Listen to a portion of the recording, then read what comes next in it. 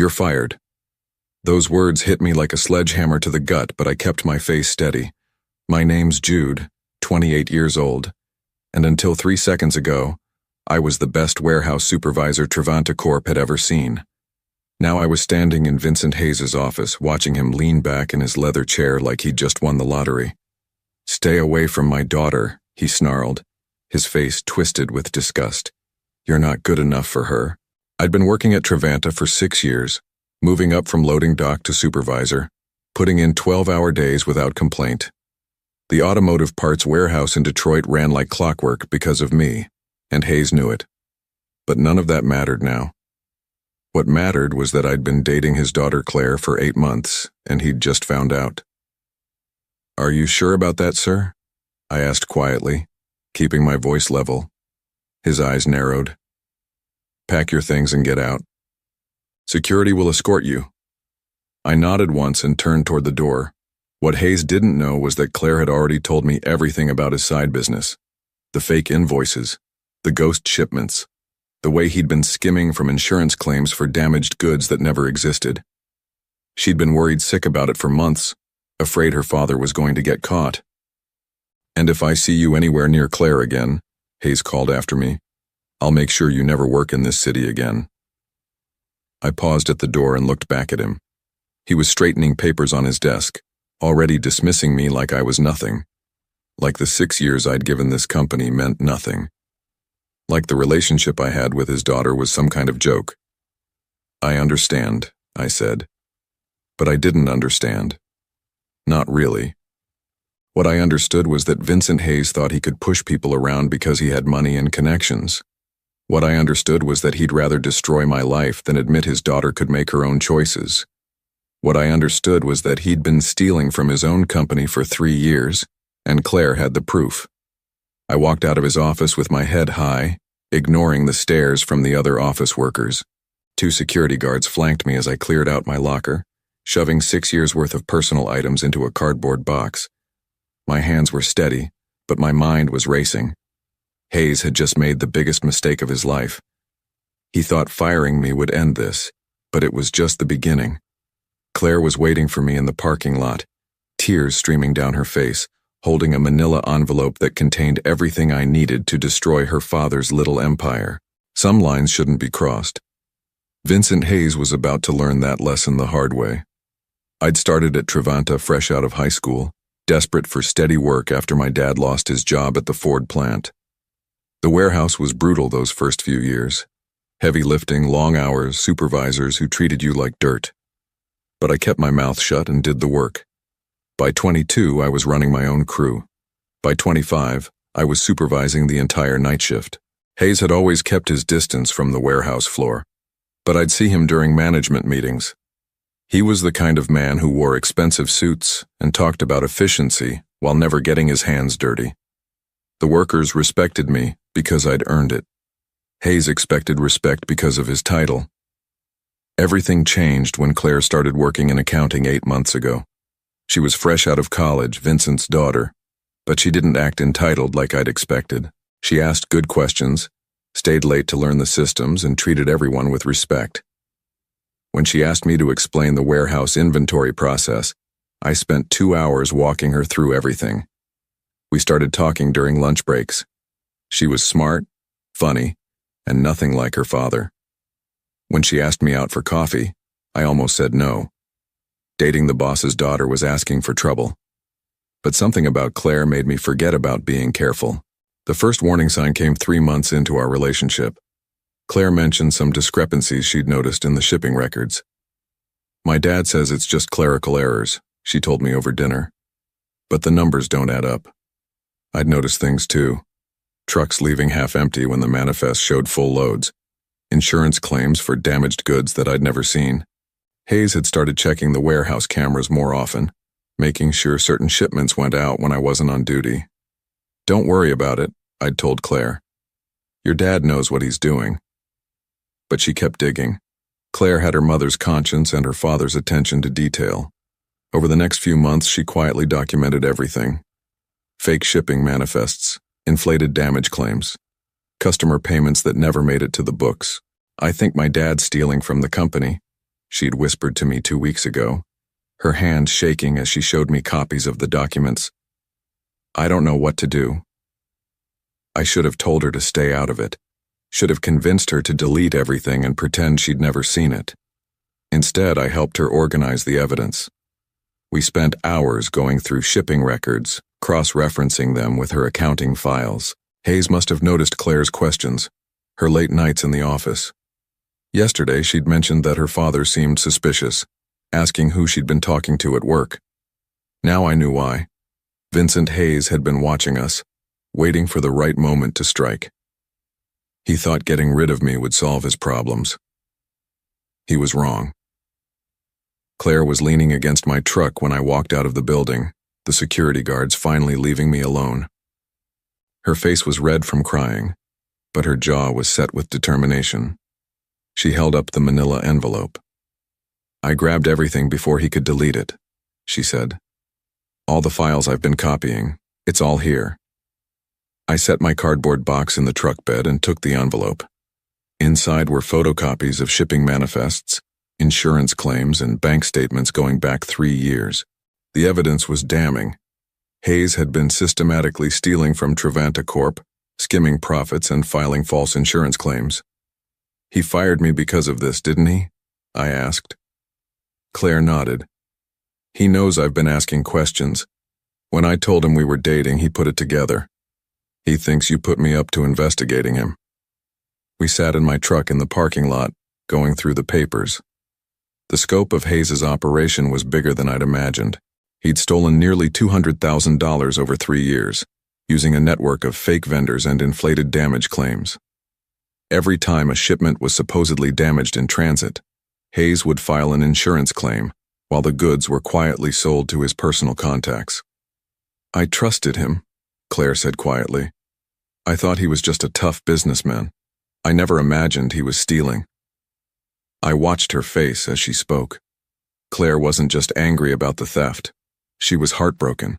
Her father had destroyed her faith in him, and now he'd destroyed my career to cover his tracks. What are you going to do? She asked. I looked at the Trevanta building, thinking about Hayes sitting in his office, probably celebrating his victory. He thought he'd won, thought he'd scared me off and silenced his daughter. He had no idea that Claire had already gathered enough evidence to send him to prison. I'm going to make sure he faces the consequences, I said. But your job? My job was never safe as long as he was stealing. He would have found another excuse to get rid of me eventually. Anyone who might notice his operation was a threat. Claire reached for my hand. I'm sorry. This is my fault for digging into his business. No, I said firmly. This is his fault for being a thief. You did the right thing. I started the truck and pulled out of the parking lot. Hayes thought he'd won, but he'd made a critical mistake. He'd underestimated his own daughter. Claire had inherited his intelligence and attention to detail, but she'd also inherited her mother's moral compass. Vincent Hayes was about to learn the difference between respect and fear, and he was about to discover that sometimes the people closest to you can hurt you the most. The envelope on the seat between us contained his entire downfall. Now I just had to figure out how to use it. 2 days after getting fired, I decided to test the waters. I called Trevanta's main office and asked to speak with the regional manager, David Peterson. I'd worked with Peterson on several efficiency projects, and he'd always treated me fairly. Jude, Peterson said when he took my call. I heard about what happened. Vincent said you were stealing inventory. My blood ran cold. That's not true, sir. I was fired because I'm dating his daughter. Look, I've known Vincent for 15 years. He wouldn't make accusations like that lightly. I'm sorry, but I can't help you. The line went dead. Hayes had gotten to Peterson first, spinning a story about theft to justify my firing. It was clever. Who would believe a disgruntled ex-employee over a respected company executive? I called 2 other contacts within the company. Both conversations went the same way. Hayes had poisoned the well, making sure anyone who might listen to my side of the story already believed I was a criminal. Claire was devastated when I told her what her father had done. He's lying about you to protect himself, she said. We have to do something. We will. but we need to be smart about it. I spent the next few days researching Hayes's background, looking for patterns or connections that might help. What I found made my stomach turn. This wasn't his first time. At his previous job, a logistics company in Cleveland, there had been allegations of financial irregularities. Nothing was ever proven, but Hayes had left abruptly after an internal audit. He was a professional thief, moving from company to company, stealing until things got too hot, then disappearing with a clean reference letter and a new target. On Friday morning, I got a call from Claire. My dad wants to see me in his office. He says we need to talk about my future with the company. Don't go alone, I warned her. I have to. If I refuse, he'll know I'm working against him. She called me back an hour later, her voice shaking. He knows about the files. He didn't say it directly, but he kept asking about my access to the accounting system. He wants me to take a week off, says I've been working too hard. He's buying time to cover his tracks. There's something else. He's transferring me to the Cleveland office. Says it's a promotion, but I think he wants me away from here. Hayes was moving fast, eliminating threats and consolidating his position. He'd painted me as a thief, and now he was isolating his daughter. In a week, all the evidence Claire had gathered might be worthless if he managed to alter the records. That evening, I met with Claire at a diner outside the city. She looked exhausted, torn between loyalty to her father and doing what was right. Maybe we should just let it go, she said. He's my dad. If this comes out, it'll destroy our family. Your father destroyed your family when he started stealing. He destroyed my career to cover it up. How many other people has he hurt? Claire stared at her coffee cup. I keep thinking about when I was little. He used to take me to work sometimes, show me around the office. He seemed so proud of what he'd built. That man might still be in there somewhere. But the Vincent Hayes I know is a thief who's willing to destroy anyone who threatens him. We sat in silence for a while. Finally, Claire looked up at me. What do you need me to do? I need you to go to Cleveland, play along with his plan, but before you go, I need you to get me one more thing. What? Access to his computer. Just for 10 minutes. Claire's eyes widened. Jude, if he catches me... He won't. You're his daughter. He trusts you. She was quiet for a long moment, then nodded. When? Tomorrow, after he leaves for his weekend golf game. Hayes thought he was 10 steps ahead of us. But he'd made one crucial mistake. He'd underestimated what his daughter would do when she learned the truth about him. We were about to turn his own confidence against him. Saturday morning, Claire used her key card to enter the Trevanta building. Hayes was at his golf club, following the same routine he'd maintained for years. I waited in the parking lot, watching for any sign of trouble while she accessed his computer.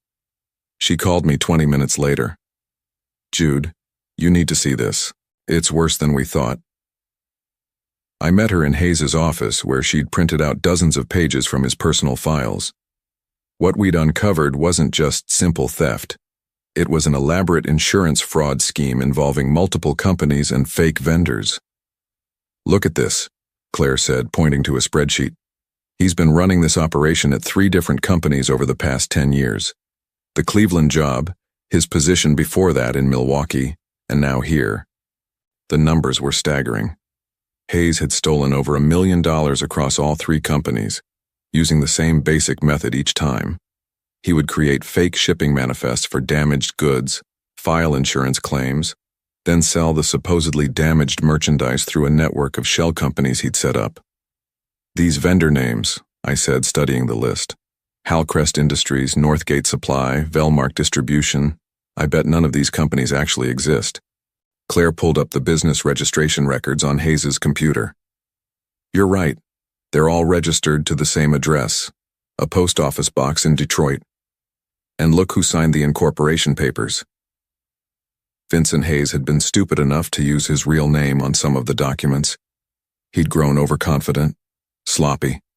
The evidence of his crimes was sitting right there on his own computer. But there was something else that made my blood run cold. In a folder labeled Personnel Issues, I found files on 3 other employees who had been fired over the past 2 years.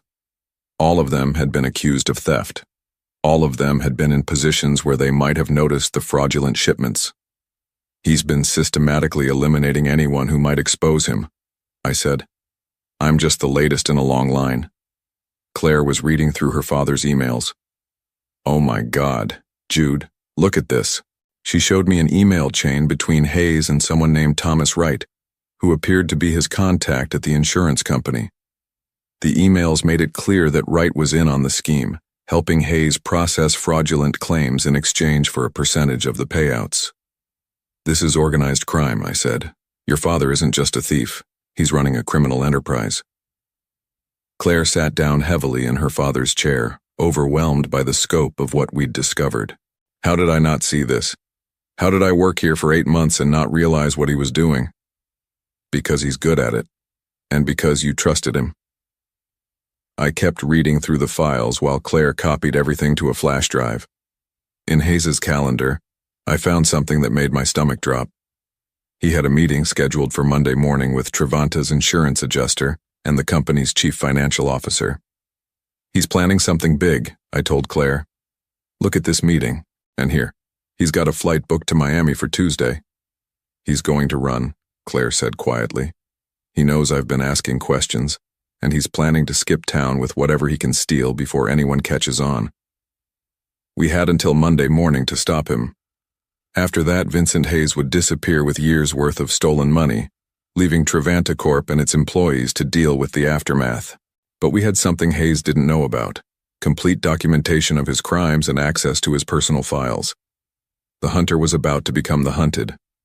Sunday evening, I sat in my apartment with all the evidence spread across my kitchen table. Claire had gone home to pack for her supposed transfer to Cleveland, maintaining the pretense that she was following her father's plan. We'd agreed that she needed to act normal until we were ready to move. The question was how to use what we'd discovered. Going to the police was risky. Hayes had connections throughout the city, and there was no guarantee they'd take the word of a fired employee over a respected businessman. We needed someone with authority, who couldn't be influenced by Hayes's network. I called my cousin Trevor, who worked for the FBI's Financial Crimes Unit in Chicago. I hadn't spoken to him in 2 years, but family was family. Jude, Trevor said when he answered. What's going on? I need advice about reporting a major fraud case, someone who's been stealing from companies for years. Trevor was quiet for a moment. This isn't about your situation, is it? You're not thinking about making false accusations against someone who fired you? No, this is real. I have documentation of over $1 million in theft and insurance fraud. Send me what you have. If it's legitimate, I'll put you in touch with the right people. I spent the next hour scanning documents and emailing them to Trevor. An hour later, he called back. Jesus, Jude, this is massive. The insurance fraud alone is enough for federal charges. Where did you get all this? The thief's daughter. She's been documenting everything. Is she willing to cooperate with an investigation? I looked at the photo on my phone. Claire at dinner last week, laughing at something I'd said. She'd already sacrificed her relationship with her father to do the right thing. Now I was asking her to help send him to prison. Yes, I said. She'll cooperate. Trevor gave me the name of a federal prosecutor in Detroit who specialized in white-collar crime. Call Patricia Wong tomorrow morning. Tell her I sent you, and Jude, be careful. If this guy is as connected as you say, he might try to eliminate the evidence. That night, I couldn't sleep. Everything was in motion now, but I kept thinking about Hayes's meeting on Monday morning. What if he suspected something? What if he was planning to destroy the evidence on his computer? Monday morning, I called Patricia Wong's office and explained the situation. She agreed to meet with me immediately. Claire joined us at the Federal Building, bringing the flash drive with all of Hayes's files. Wong was a sharp woman in her 40s who listened to our story without interruption. When we finished, she studied the documents for several minutes. This is enough for multiple federal charges, she said finally. But we need to move fast. If Mr. Hayes suspects he's under investigation, he might flee. He has a flight booked for tomorrow, Claire said. Wong picked up her phone. "I'm calling for a search warrant. We'll hit his office and his house simultaneously. I need both of you to stay available in case we need additional information." As we left the federal building, Claire grabbed my arm.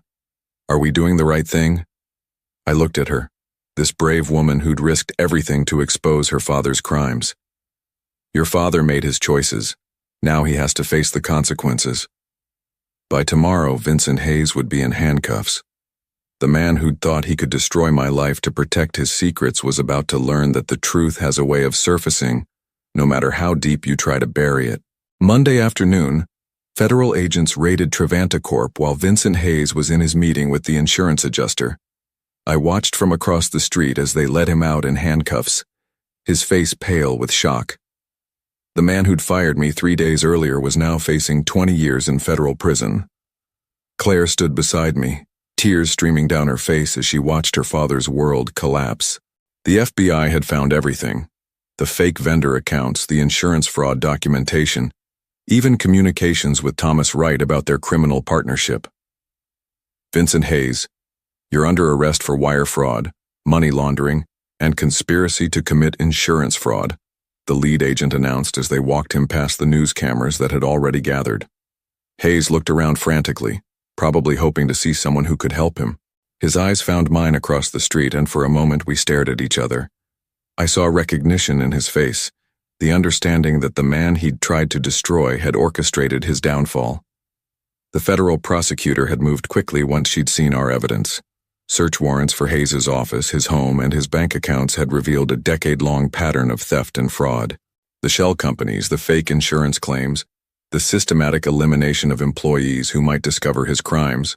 It was all documented. Thomas Wright, the corrupt insurance adjuster, had been arrested at the same time. Faced with federal charges, he'd immediately agreed to cooperate and testify against Hayes. Regional manager David Peterson emerged from the building looking stunned.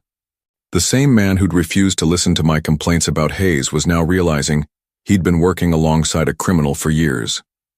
Hayes's lawyers would try to minimize the charges, but the evidence was overwhelming. Between the financial records Claire had gathered and the files on his computer, there was no defense. He'd stolen over $1 million and destroyed the careers of innocent employees to cover his tracks. As the police car pulled away with Hayes in the back seat, I felt a weight lift from my shoulders. The man who'd called me a thief was now facing the consequences of his own crimes. 3 months later, I was back at work, not at Trevanta, but at a better company where my reputation meant something. Patricia Wong had made sure the truth about my firing became public, clearing my name and opening doors I'd never expected. Vincent Hayes pled guilty to all charges and received 15 years in federal prison. The judge had been particularly harsh, noting Hayes's pattern of destroying innocent lives to protect his criminal enterprise. Thomas Wright got 5 years for his cooperation. Trevanta Corp offered me my old job back with a promotion and a significant raise, but I declined. I'd found something better at Drift Shade Limited, a logistics company that valued integrity over politics. My new boss, Janet Foster, had called Patricia Wong personally to verify my story before hiring me. Claire and I were stronger than ever. The ordeal had tested our relationship, but we'd come through it together. She'd taken a position with a nonprofit that investigated corporate fraud, turning her painful experience into a force for good. We still talked about her father sometimes. She visited him in prison once, but he'd been angry and bitter, blaming everyone but himself for his situation. Claire finally realized that the man she'd loved as a child was gone, replaced by someone willing to destroy his own daughter's life to protect his crimes. The other employees Hayes had fired were slowly rebuilding their careers, their names cleared by the federal investigation. David Peterson had been demoted for his failure to investigate the warning signs, while the company implemented new oversight procedures to prevent future fraud. I kept the newspaper clipping about Hayes's sentencing in my wallet for a while, but eventually threw it away. Some victories don't need souvenirs. Vincent Hayes had taught me that power without integrity is just a house of cards waiting to fall. Sometimes the fall takes years, but it always comes eventually. Justice had been served, and I'd learned that standing up for what's right, even when it costs you everything, is the only way to live with yourself. The man who'd tried to destroy me had ultimately destroyed himself. That was consequence enough.